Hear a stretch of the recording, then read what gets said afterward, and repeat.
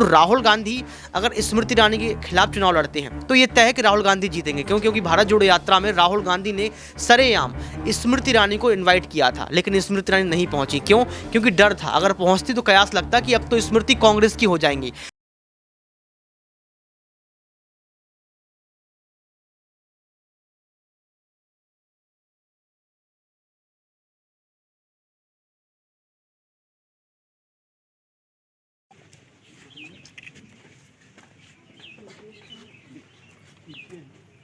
Mobile हटाइए भी।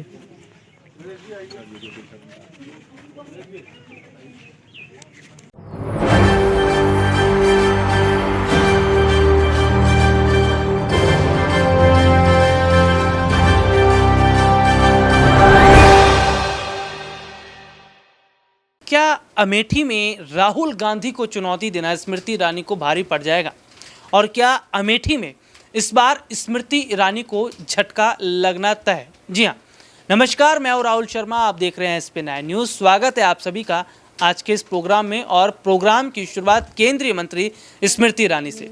केंद्रीय मंत्री स्मृति ईरानी का ये कहना है कि अगर राहुल गांधी अमेठी में उतरना चाहते हैं, उनके खिलाफ चुनाव लड़ना चाहते हैं तो उनका बहुत बहुत स्वागत है, लेकिन अमेठी में उन्हें धूल ही फांकनी पड़ेगी।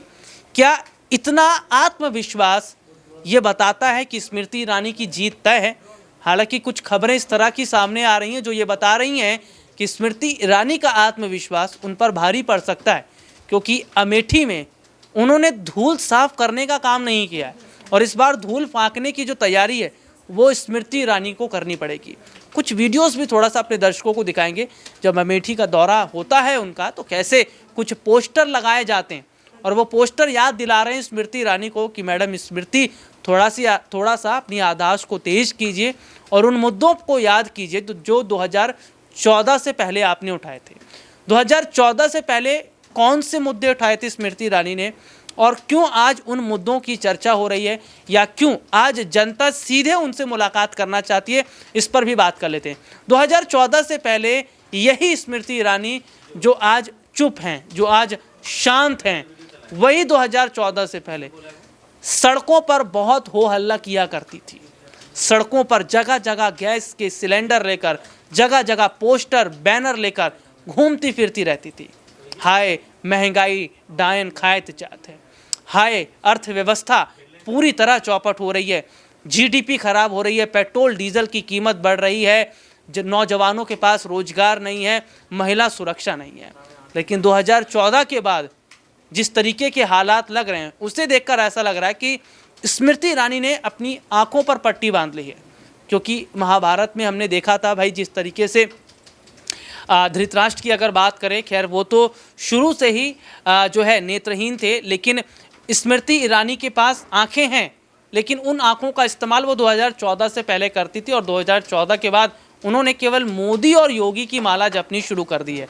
और यही वजह है कि केवल मोदी भक्ति में उन्हें मुद्दे अब नज़र नहीं आते हैं, लेकिन जो पोस्टर बैनर अब जारी किए जा रहे हैं या अब पोस्टर बैनर के जरिए स्मृति ईरानी से सवाल पूछे जा रहे हैं, उस पर स्मृति ईरानी की खामोशी क्या ये बताती है कि स्मृति ईरानी ने सत्ता में आने के लिए वो तमाम तरह के ड्रामे किए थे 2014 से पहले, और सत्ता में आने के बाद चुपचाप बैठ जाती हैं, किचन की तस्वीरों को शेयर करती हैं। जी हाँ, खबर उनके पास नहीं होती तो किचन की तस्वीरों को शेयर कर देती हैं, कहती हैं कि ज़रा बताइए कि मैं अपने किचन में क्या पका रही हूँ। यानी कि जनता के पास इतना खाली वक्त है कि वो ये बताए कि स्मृति ईरानी क्या पका रही हैं।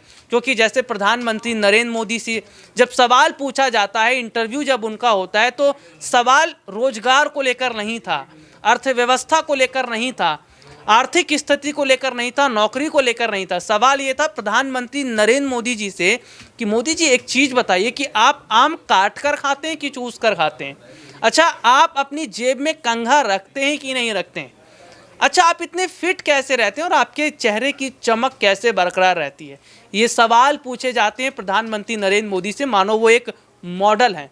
मेरे साथ कुछ सहयोगी मेरे जुड़ेंगे जिनसे मैं चर्चा ही ये करूँगा कि क्या आज के वक्त में स्मृति ईरानी को जिस तरीके से जनता सबक सिखाने की बात कर रही है, या वो तमाम पोस्टर बैनर जारी किए जा रहे हैं, क्या ये बताता है कि तूफान से पहले की ये एक बड़ी खामोशी है और स्मृति ईरानी को अमेठी में इस बार झटका लगेगा। मेरे साथ मेरे सहयोगी ऋतिक मौजूद है। ऋतिक, बहुत बहुत स्वागत है सबसे पहले तो आपका।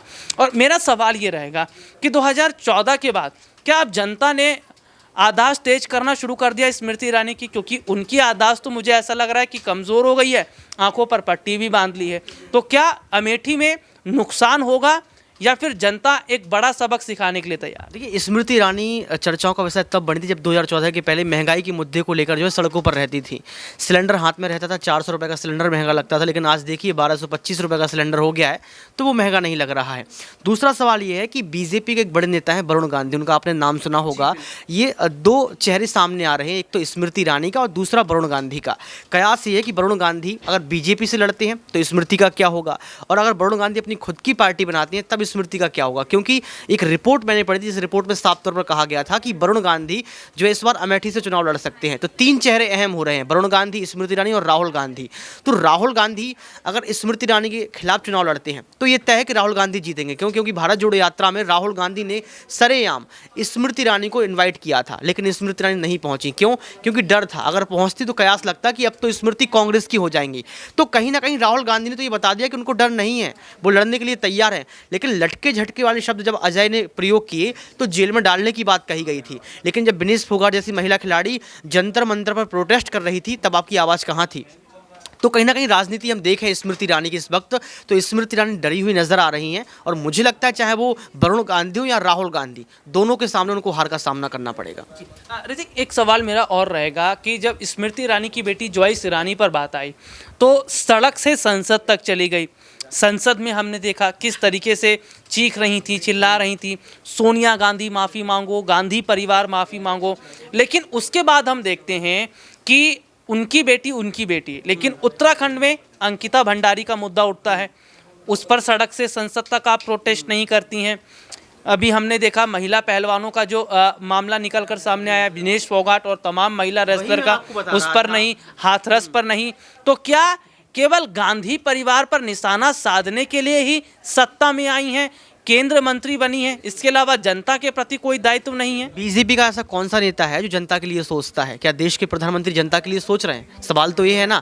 बीजेपी पार्टी पर तमाम विपक्ष की पार्टियां सवाल खड़े कर रही हैं इस वक्त। ये कह रही हैं कि आज ईडी, सीबीआई, तमाम एजेंसियां आपके दबाव में क्यों काम कर रही हैं, आज सारे फैसले आपके पक्ष में क्यों आ रहे हैं। तो राहुल सर, आप समझ सकते हैं कि एक सिनेरियो बनाया जाता है कुर्सी के खेल के लिए, सत्ता के खेल के लिए, जैसा कि आप सत्ता के खेल को यहाँ पर दिखा भी रहे हैं कि आजकल सत्ता में क्या चल रहा है। ये तय है कि यहाँ पर स्मृति ईरानी सच में लोकतांत्रिक मूल्यों का हनन कर रही हैं, क्योंकि लगातार जो है कहा जाता था कि स्मृति ईरानी महिलाओं की आवाज़ है, और कहीं ना कहीं आज महिलाओं की आवाज़ को दबाने का काम भी स्मृति ईरानी कर रही। मुझे लगता है कि कड़ी हार उनको जो है राहुल गांधी या फिर वरुण गांधी से मिलेगी, क्योंकि लगातार देखा जाए तो अब महंगाई चरम पर है, लेकिन अब स्मृति ईरानी को महंगाई नहीं दिखती। आपने बिल्कुल सही कहा था प्रस्तावना में कि स्मृति ईरानी अपनी किचन की फोटो डाल सकती हैं। क्यों? क्योंकि उनकी किचन में सब कुछ है, बुनियादी सारी चीज़ उनकी किचन में है, लेकिन एक गरीब की किचन में कुछ भी नहीं है, क्योंकि हमारे देश में गरीब गरीब होता चला जा रहा है, अमीर अमीर होता चला जा रहा है। गरीबी और अमीरी की खाई जो है लगातार फैलती चली जा रही है, उसको पाटने का काम नहीं किया जा रहा है। और अगर स्मृति ईरानी जो है गरीबी के मुद्दे पर नहीं बोलेंगी, महंगाई के मुद्दे पर नहीं बोलेंगी, तो मुझे लगता है आने वाले समय में जनता उनके लिए नहीं बोलेगी, उनको वोट नहीं देगी। जी, बहुत बहुत शुक्रिया आपका। और देखिए, हमारे सहयोगी ने विस्तार से बताया, इसके साथ ही साथ ये भी बताया कि क्या आज के वक्त में सरकार से सवाल पूछना या सरकार का जनता के प्रति दायित्व नहीं है। आशिफ सर मेरे साथ मौजूद हैं। आशिफ सर, बहुत बहुत स्वागत है आपका। और आशिफ सर, जिस तरीके से हम देख रहे हैं कि आज सत्ता पक्ष के नेताओं से सवाल कैसे पूछे जाते हैं वो हम और आप बखूबी तरीके से जानते हैं, क्योंकि प्रधानमंत्री का इंटरव्यू जब होता है तो मुद्दों पर चर्चा नहीं होती, जीडीपी पर, अर्थव्यवस्था पर बात नहीं होती है, लोकतंत्र पर बात नहीं होती, नौकरी पर बात नहीं होती। बात ये होती है कि पीएम मोदी जी आप फिट कैसे रहते हैं, चेहरे पर चमक कैसे रहती है, आम काट कर खाते हैं कि चूस कर खाते हैं। स्मृति ईरानी के पास इतना वक्त है कि किचन की तस्वीर को शेयर कर देते हैं। तो क्या यही खेल ड्रामा चल रहा है सत्ता पक्ष का, और क्या सही मायने में जनता इनको समझ गई है, इसलिए अब कहीं ना कहीं अमेठी में इनको लग रहा है कि भाई हार सकते हैं, तो अब चलिए अमेठी का ही दौरा कर लें? बिल्कुल, शुक्रिया राहुल साहब। देखिए, इसमें कोई शक नहीं है और ये सच्चाई है। जिस सच्चाई को भले ही जनता माने ना माने, लेकिन आने वाले वक्त में उन्हें एहसास हो ही जाएगा। देखिए, जिस तरीके से जब हम गुलाम थे तो हमें इसी तरीके से प्रताड़ित किया जा रहा था और ये सच्चाई है। क्योंकि बिल्कुल आपने देखिए इंट्रो में आपने जिक्र किया आम का वक्त सीजन भी आ रहा है। आम की बात हमने देखा था, जिस अक्षय कुमार का हम लोग जिक्र कर रहे हैं,